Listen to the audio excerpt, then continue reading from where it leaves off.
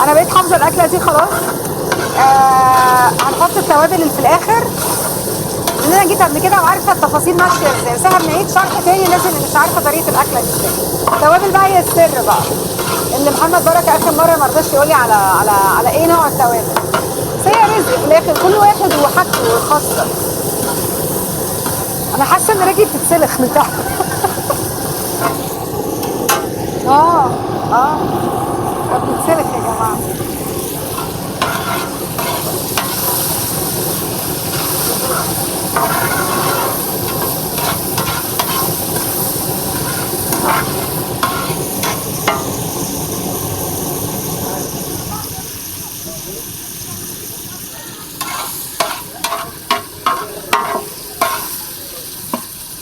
لسه فاضل اللي الاهم. بقى عندي 5 كده.